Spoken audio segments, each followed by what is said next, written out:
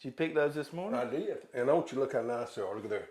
Those are good. Those are good. Yeah. Those are the same ones Miss Hoss made us that blackberry cobbler with the other day? They are. You got more than you can eat, don't you? I do. I got a bunch of them out there. I'm going to have to call some reinforcements in to help me get them picked. Yeah. I got quite a few myself. We've been picking them about every other day, about every third day. So we got blackberries going on in the garden. Yep. Lots of blackberries. Lots of blackberries, and these are the thornless, like we talked about a week or so ago.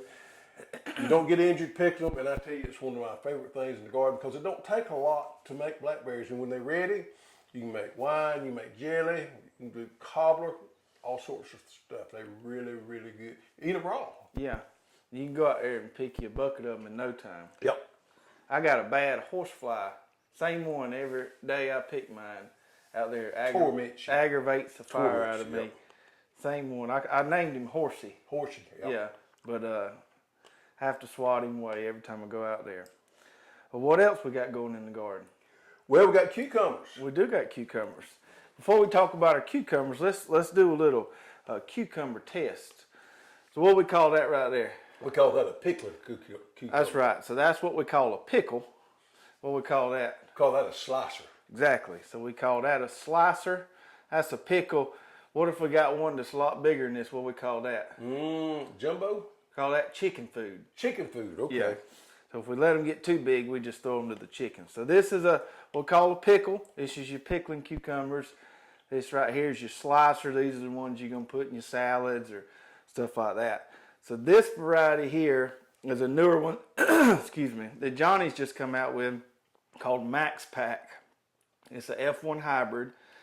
It's supposed to be really, really productive, and it has so far. So really been liking this new variety, this Max Pack. A lot of people grow that old Boston pickling or whatever, but I always like to try these new Those make a lot more than the regular Boston pickling. They make a lot more productive. Oh yeah. And then as far as the slicer goes, we grew this at the expo before. We've been growing this a few years. This variety here is called Olympian, and it makes a nice little uniform slicer there. Yep. And the awesome thing, I've never really been one into much saving seeds a ton. We save a little bit of corn seed, but I like to grow hybrid varieties so I can plant them close together, and I don't got to worry about them cross-pollinating. Yeah. So I've got, I'd say about a 60-foot long trellis, and I've got half of it planted these pickles, half of it planted here. And I don't have to worry about any cross-pollination there, which is real nice. You know, cucumbers is quickly becoming one of my favorite foods to eat out of the garden raw. So what we've been doing to them is slicing them up, balsamic vinegar, olive oil, and Cavenders. Of course, I love Cavenders. Sprinkle them on there and eat them raw. It's just like eating candy. And I've enjoyed them like that before, but I probably enjoyed them more this year raw with that little recipe on there. We keep them cut up in the refrigerator. They're absolutely delicious. Yeah, we like them like that too. My wife likes to put a few tomatoes in there too. Yeah. We ain't quite got tomatoes ready, but we'll have some before too long. All right, so let's get into our tool of the week segment here, which is going to kind of segue into what our main topic is this week, which is talking about okra. Yep. All the different varieties of okra, tips for growing okra. I mean, we're going to really dig into the okra today. So our tool of the week is this thing right here. Let me get the one that fits me better. This is called a handy twine knife. Some people just call it a ring knife. And it fits on your finger. You don't wear it down here like you would a ring. You wear it on the front of your finger here. It's got a little guard on it there we can take off. It's got a blade right there. And that blade's going to let you cut anything. Okra, cut flowers, sunflowers. Twine. If you tie up your tomatoes. I like them for eggplants. Eggplants tend to be pretty thick stemmed. Any kind of thick stemmed plant. So several years ago we were at a trade show, a small farm trade show, and a lady come by and she said, "Y'all got some really nice tools. Have you ever heard of these ring knives?" And we did a little research and found a company that makes these in the USA, and they're actually originally designed for using in packing warehouses for opening cardboard boxes and stuff like that. Yep. Now I wear it, they're sized. So I wear the blue one. I got a little bit bigger finger right here. And I put it right there. If you don't know what size you got, you always want to go bigger than smaller. Because you can always take some tape or something over there and put it in there and make it fit you. But if you go too small, you're not going to get it on there. So order bigger than smaller. Put it on there. These things work great. They're blunt on the end so they can't cut you. They're real safe. We use them all the time. Yeah, so there's 5 sizes. There's the yellow here, which is the smallest. That's what most women are going to wear. Here's the red, which is the size 8, one size up. I can actually wear the red. I like to wear it on my middle finger. Then the next size up is the green, which is a little more comfortable for me. Then you got the blue, which is what he wears. And then the biggest size we have is this white. That's for the here. big boys right Yeah, there. for the big boys, going to harvest a ton of okra. Yeah. That's what you need right there. But this is a really handy tool. Don't really need a lot of sharpening. The way it's designed, you're not going to really cut yourself because it's not sharp on the front. It's just sharp underneath there. $5. Really nice tool to have around the garden for cutting twine, okra, everything else. Yep. All right, so speaking of okra, let's dig into the main topic this week and talk about some different varieties of okra, talk about some people we've been talking to recently that are okra specialists, Yep. talk about some tips for growing okra. And so we, around here, and from most customers we talk to, most everybody likes to grow the old Clemson spineless. And I think it's just mainly because that's what they get at the local feed and seed store. Yeah, it's easy to access. That's what everybody's grown for years. And we started a few years ago trialing some different varieties. And at Expo, I believe it was last year, we trialed 5 different varieties. Mm-hmm. And we Star of David, Right, Jambalaya, right, Cowhorn, and a red one. What was the red one? red burgundy. Red burgundy. So we tried 5 different varieties down there. What we found is we really like the red burgundy and the jambalaya. Right. The jambalaya is a hybrid, F1 hybrid. It is. So we tested, and I did this in my garden last spring as well, not with quite as many varieties, but I tested the jambalaya and the red okra versus the old standby Clemson spineless, and then we did it again at the expo. And from our experiments, the Clemson spineless, although it's the most popular variety just because of availability, it's probably the least productive of the ones we grew. It takes the plant has to get a little taller to make. The jambalaya really it'll start making it a foot tall. Yeah, what I really like about the jambalaya is it's about 2 weeks earlier than the Clemson spineless. And it makes smaller, so the first couple times you harvest, you're going to have to bend over. But it doesn't get way out of hand and real tall like the Clemson does. So it stays within a height there that's easily to harvest. I like that a lot. It makes a smaller, darker green pod, and it seems to be more productive than the Clemson spineless. Now, however, those red okras that we're growing, the red burgundy and the carmine splendor, which to be honest with you, I can't tell much difference in. Right.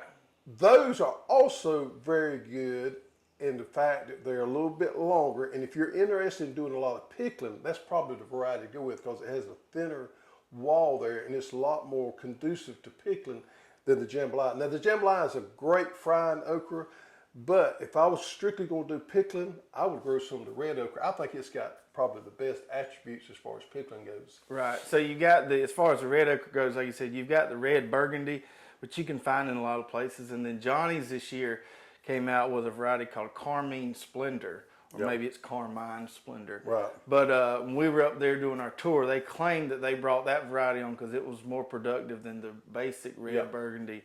Right. Well, I can't really tell a huge difference, but either of those are nice red varieties. The red ones, if you do any small market farming on the side, really look prettier than the green okra.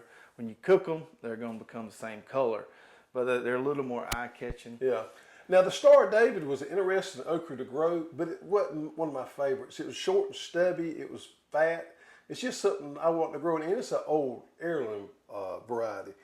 And we also grew the cowhorn. Now, here in our part of the world, then a lot of people grow cowhorn.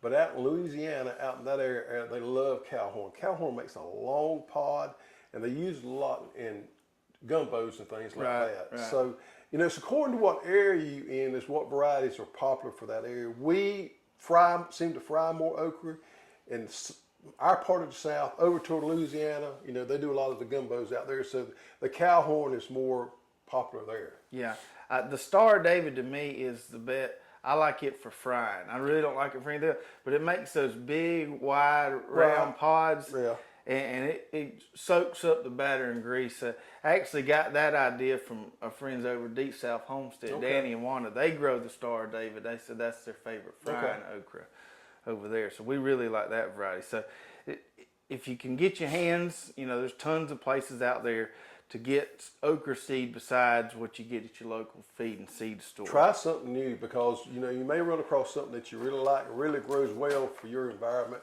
and your location. So there's several seed companies out there that have a huge selection of okra seed. We want to kind of mention those. The first one would be this one here, So True Seed, which they're out of Asheville, North Carolina.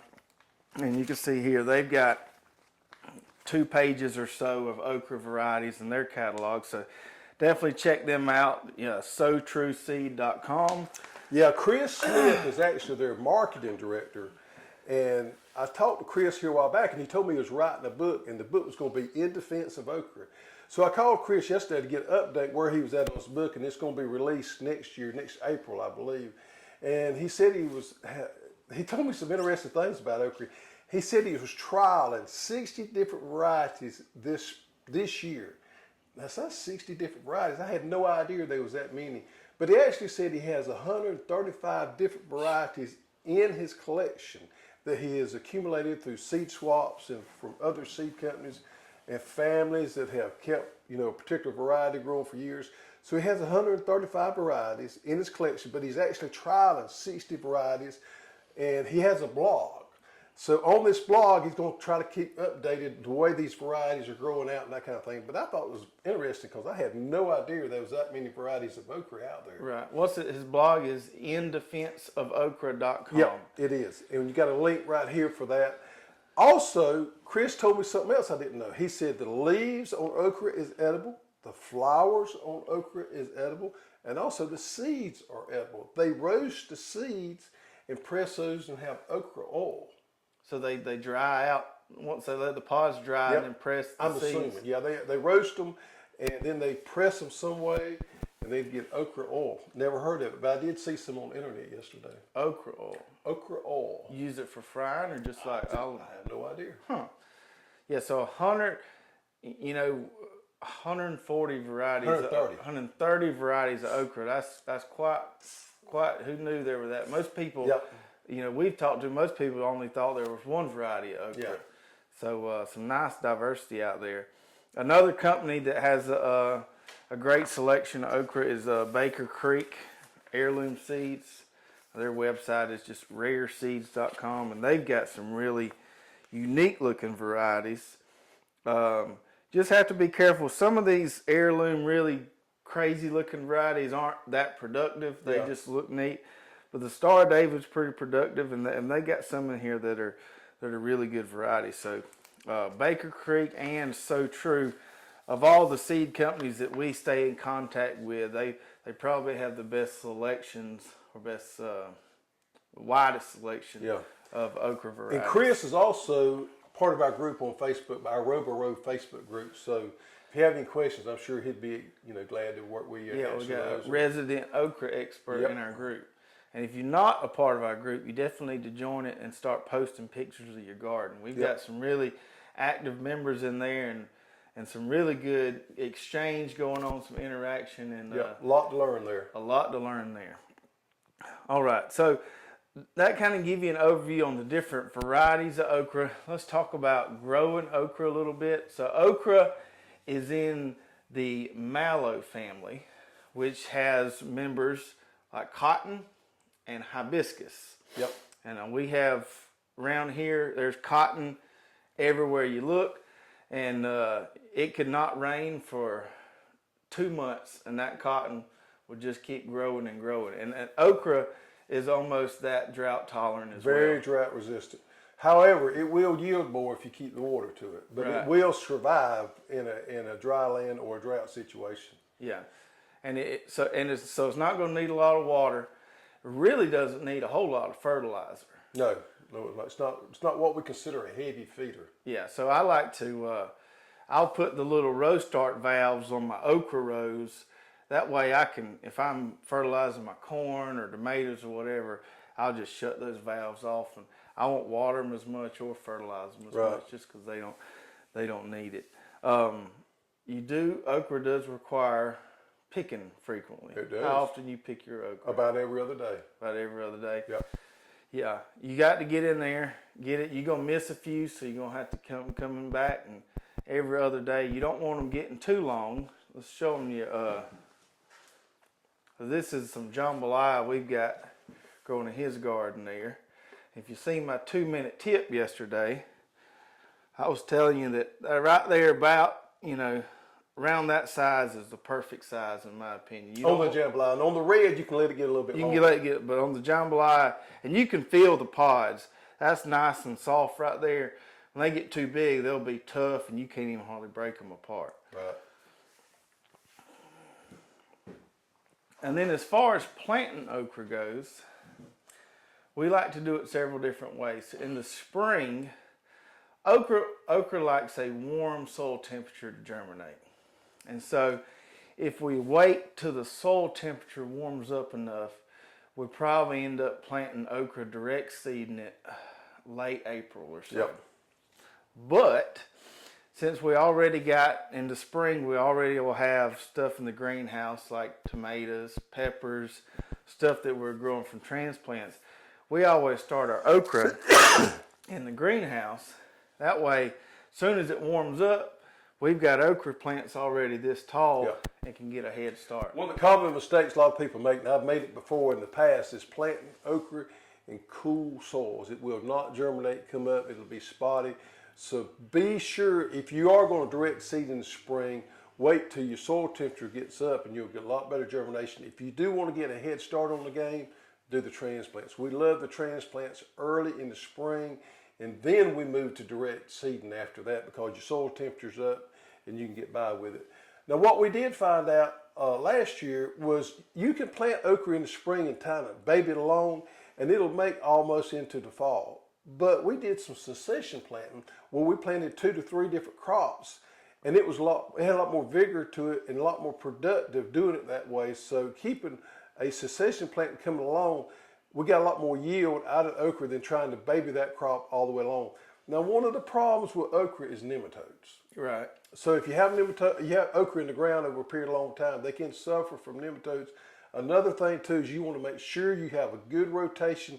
Never plant okra in the same spot again. At least be on a 3-year rotation, if not more than that.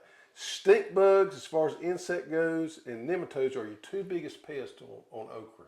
Yeah, with the succession planting on okra, so in the spring we transplant it. I put it on top of drip. We do it, someone was asking the other day, we do it on 1 foot spacing. Yep. So on our drip tape, the emitters are 1 foot apart.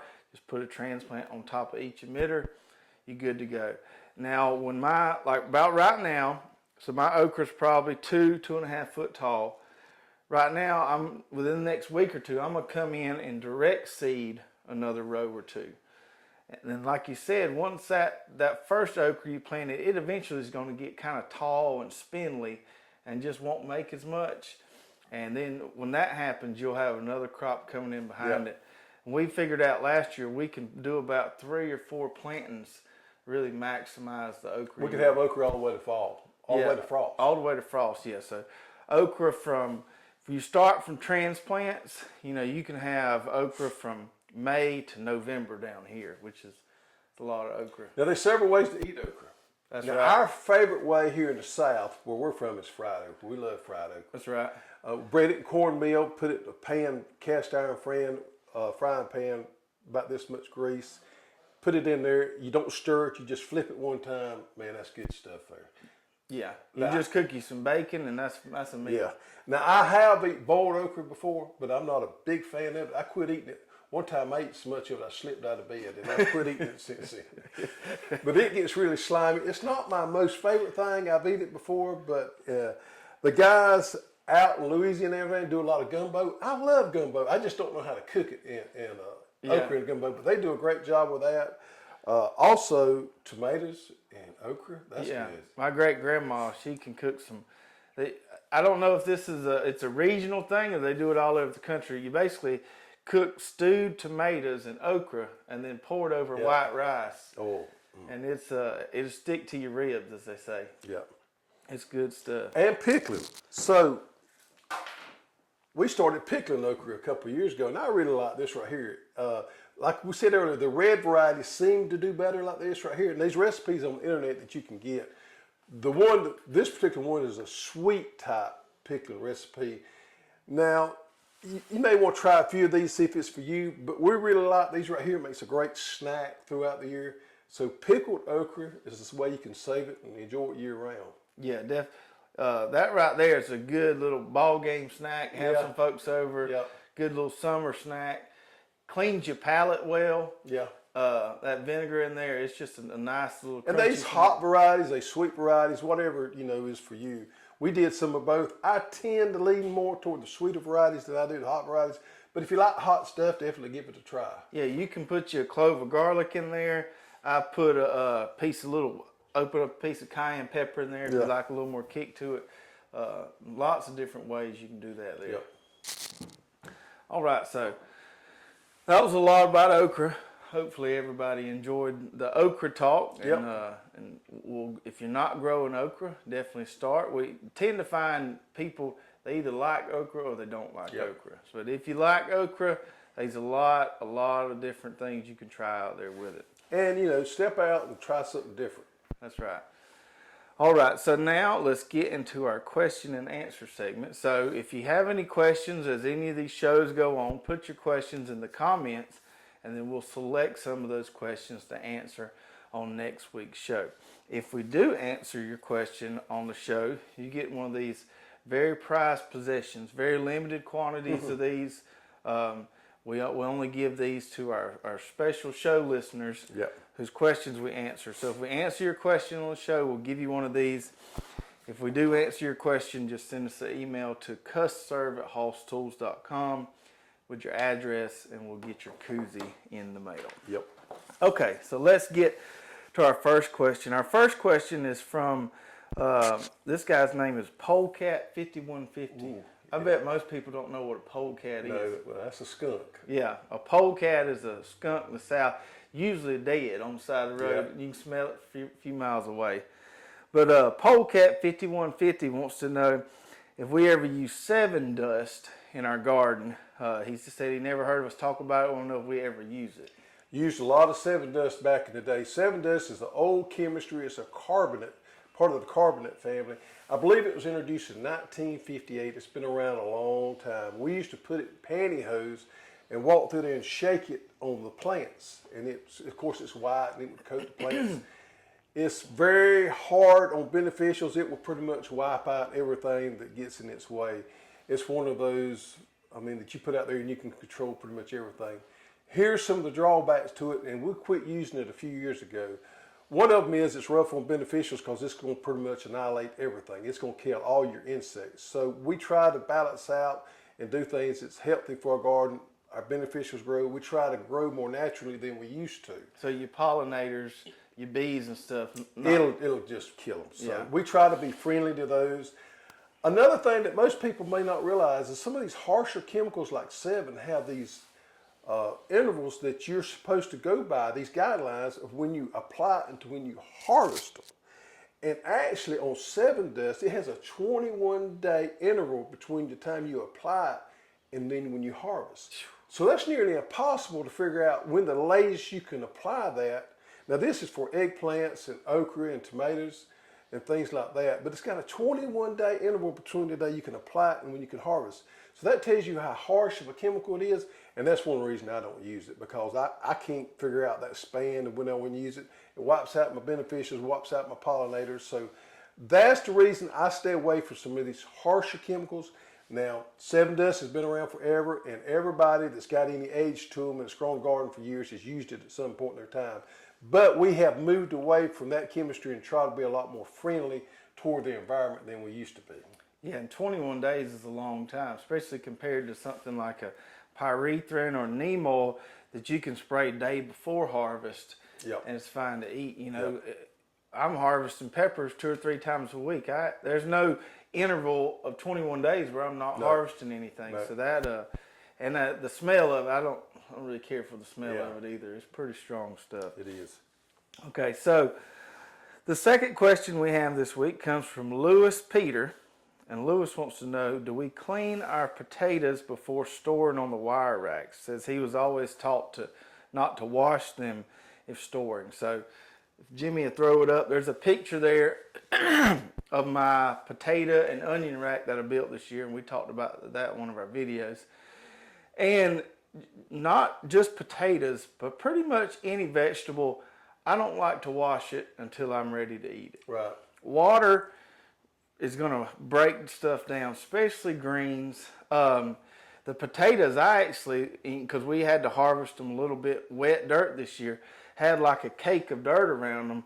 And personally, I think that kind of insulates them and helps them store even better. So I didn't even wipe the dirt off mine. Yeah, when you wash those things like potato stuff, you introduce bacteria to them that actually starts breaking them down. So it is really beneficial to let them, you want to let them cure and dry out if you can, and then store them with that dirt on there. Then take them out, wash them when you get ready to use them, and they're going to last a lot longer. Right. Now, the only things I will wash that I'll say will do okay, you can wash carrots.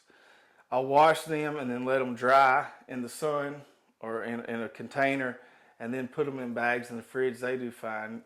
Beets, you can wash those and they'll store for a week or 2 in the fridge. I will wash my squash and my cucumbers on occasion because they get that little wet spot where the bloom is on the end of them, and that can make them start to rot a little bit. Yep. And so I like to wash that bloom off of there. Yep. A little tip there: if you're wanting to wash them and store them, say you had a market you was going to do it, it's going to be a couple of days away, you can take baking soda and put it into your wash water, and that will help a lot with them not breaking down. That's a little trick some of the farmers use. They use that baking soda, and I actually think it has an effect on the pH of the water, and it's a good washing aid that will make that vegetable last a lot longer. Yeah. So if you do wash anything, let it dry before you put it in the fridge. Definitely don't wash okra, stuff like berries and stuff. Don't wash those till you're ready to eat them. Or freeze them. Right. So just wait till you're ready to eat it. It's lettuce, kale, any greens. Just pull them, put them in the refrigerator dirty, then wash them when you get ready to eat them. Yep. All right, so that's going to do it for us this week. What do we got coming up next week? Sweet potatoes. Sweet potatoes. We'll be planting sweet potatoes pretty soon. It's getting nice and hot for sweet potatoes. And we hope you join us in. We'll see you guys next week. See ya.